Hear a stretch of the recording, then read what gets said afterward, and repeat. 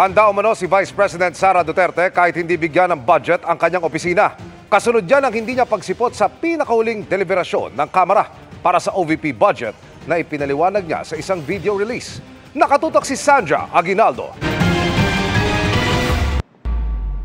Ngayong nakabinbin pa rin sa Kamara ang budget ng Office of the Vice President, sabi ni Vice President Sara Duterte, handa sila kung humantong man ito sa pagbibigay ng Kamara ng zero budget para sa kanyang opisina.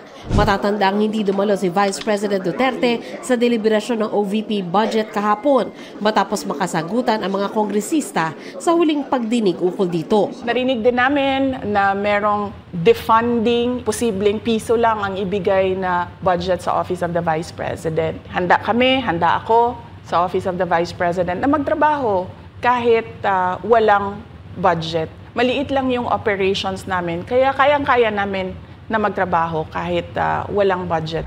Binanggit din ng Vice Presidente ang umunay planong impeachment laban sa kanya na kinokonekta raw sa issue ng confidential fund.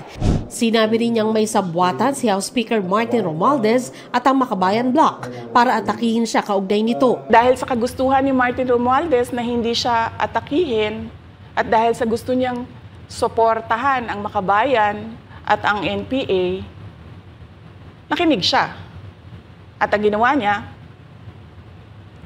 tanggalin yung budget. At para hindi halata na inaatake nila ako, tinanggalan din nila yung mga iba pang mga departments ng kanilang confidential funds. Pinipilit nilang gawan ng basihan yung mga sinasabi nila na impeachment sa akin. Kaya hindi bago yan na pinag-uusapan ang impeachment. Kasama yan sa plano nila laban sa akin.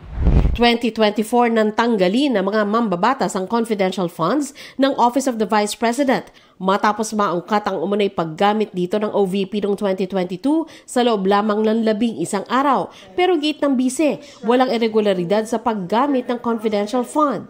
Hinihintay pa ng Commission on Audit ang dokumentong susuporta sa kung paano ginastos ng OVP ang bahagi ng confidential funds na aabot sa 73 milyong piso. Nauna nang nagsabi ang OBP na ipapasa yan. Muli naming hininga na reaksyon si Speaker Romualdez pero wala pa itong tugon. Nauna nang sinabi ng House Appropriations Committee Chairman at ako Bicol Party List Representative Zaldi Co na pambubudol umano ang mga sinabi ng Vice Presidente na kontrolado nila ni Romualdez ang national budget. Paliwanag niya, may proseso ng pagpasa nito at maraming mambabatas ang sumusuri nito. Itinanggi naman ni ACT Teachers Party List Representative Castro na nakikipagsabwatan ang Makabayan Bloc kay Romualdez para ma-impeach si Duterte. Pero ang posibilidad ng impeachment ay maaaring maging resulta ng umunay maling paggamit ng confidential funds. Patuloy niyang titingnan lahat ng legal na hakbang kasama ang impeachment para tugunan ang anumang pang-aabuso sa kapangyarihan at kaban ng bayan. Dumipensa rin ang ibang kongresista sa Kamara. Kasalanan naman talaga niya. Paano? Because she's the head of agency. It is her responsibility and accountability to explain. Ang mandato rin ng House of Representatives ay busisiin yung budget na pinopropose bawat taon. Para sa GMA Integrated News, Sandra Aguinaldo, Nakatutok, 24 Oras.